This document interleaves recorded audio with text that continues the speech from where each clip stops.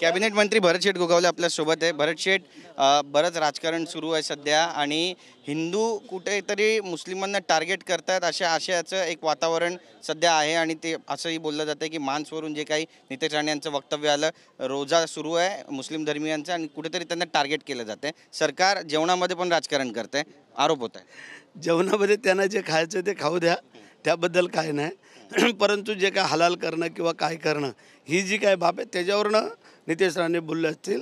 पण ठीक आहे, प्रत्येकाचे आचार विचार वेगळे आहेत, त्याप्रमाणे त्यांनी सांगितलं आहे। पुढं काय करायचं ते आम्ही सगळे मंडळी ठरवू। भोंग्याबद्दलचा जो निर्णय घेण्यात आलेला आहे किती योग्य वाटतं? योग्य निर्णय आहे की त्यांनी कमी आवाजामध्ये त्यांची प्रार्थना म्हणावी, त्याबद्दल काही दुमत असण्याचं कारण नाही। आणि सकाळी 6च्या नंतर आणि 10च्या आतमध्ये हा विषय संपवावा। रात्री 10च्या पुढं आणि सकाळी 6च्या अगोदर ते करू नये आणि कमी आवाजामध्ये केलं तर कोण बोलणार नाही। नक्कीच आपण पाहतोय की बरंचसं राजकारण तापत असताना आता अशी पण चर्चा सुरू झाली आहे की नेमका निधी कुणाला जास्त मिळालेला आहे। कालच बजेट सादर करण्यात आलं आणि एकनाथ शिंदे यांच्या गटाला 3रा क्रमांकाचा निधी देण्यात आला। त्यांच्याकडे जी खाती आहेत त्यांना कुठेतरी डावललं जातं, भविष्यामध्ये धुसफूस निर्माण होईल अशी पण शक्यता नाही आहे। साहेबांच्याही डिपार्टमेंटला 10,000 कोटीच्या वरती निधी दिलेला आहे आणि त्याच्यामुळे की मागच्या वेळेला जो काही निधीचं वाटप जास्त झालं होतं ते पण कव्हर करायला पाहिजेत। अशा प्रकारे समतोल राखून चाललेला आहे, असं कोणाला कमी जास्त असं काय होत नाही। जसं जे खातं आहे त्याप्रमाणे थोडा निधी वर खाली दिला जातो। त्या भोसले यांनी TV9ला मुलाखत दिली आणि पोलीस त्याचा शोध घेत आहेत, पण TV9वरती मुलाखत देताना तो पाहायला मिळाला। अजय मुंडे जे धनंजय मुंडे यांचे भाऊ आहेत त्यांनी पत्रकार परिषद घेतली। सुरेश धस यांचाच तो म्होरक्या आहे असं सुद्धा म्हटलंय, जवळचा माणूस आहे। सुरेश धस यांनी आरोपी करा अशी मागणी होते, सरकारवर दबाव कुठेतरी?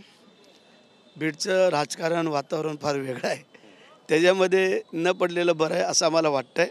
जे चाललं आहे ते त्यांच्या परीने योग्य चाललं आहे आणि जे होईल ते योग्य होईल। नक्कीच अबू आझमी यांनी एक नुकतं ट्विट केलं आहे, आज बलिदान दिवस आहे संभाजी महाराज यांचा आणि त्याबद्दल त्यांनी आता हे ट्विट केलं आहे, त्यांना श्रद्धांजलीसुद्धा अर्पण केलेली। कसं पाहता याकडे? चांगली बाब आहे। जर असे एक मुसलमानाला जर चांगली बुद्धी जर येत असेल तर चांगली बाब आहे, त्याबद्दल काही दुमत असण्याचं कारण नाही। त्यांनी हे फतवे काढून आमच्या विरोधात वातावरण पेटवू नये, आम्ही त्यांच्या विरोधात पेटवणार नाही।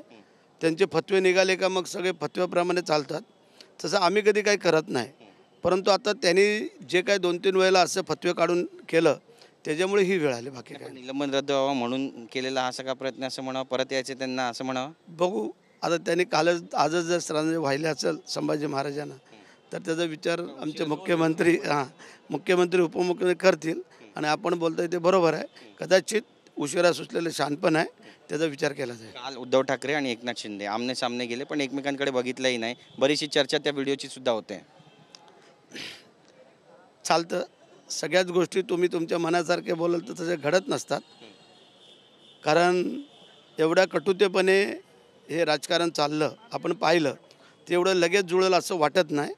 आणि मग जे काय आहे ते काल तुम्ही पाहिलं, पुढं अजून काय होईल तेव्हा आपण पाहू। नक्कीच लाडकी बहीण योजनेचा हप्ता जो आहे तो 2100 रुपये होणार होता, पण 1500 रुपये आता मिळेल असं बोललं जात आहे। रायगडमध्ये नेमकी तुमच्या जिल्ह्यामध्ये काय परिस्थिती आहे? बहिणी खुश आहेत का? सगळ्या खुश आहेत। टीका करतात? नाही, काही नाही, टीका करण्याचं कारण नाही। ज्यांच्याकडे 4 व्हीलर आहे, 2 व्हीलर आहे किंवा ज्या मोठ्या घराण्यातल्या आहेत त्यांना का द्यावं हे आम्ही पण त्यामध्ये, परंतु ज्यांना दिलं आहे की ज्या योग्य रीतीने बसल्यात त्यांना कट केलं जाणार नाही।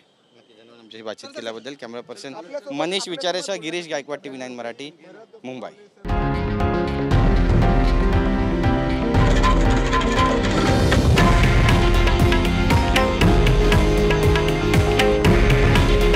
हे आहे देशातील नंबर 1 न्यूज नेटवर्क आणि आपण पाहत आहात TV9 मराठी। काळजी तुमची, हित महाराष्ट्राचं।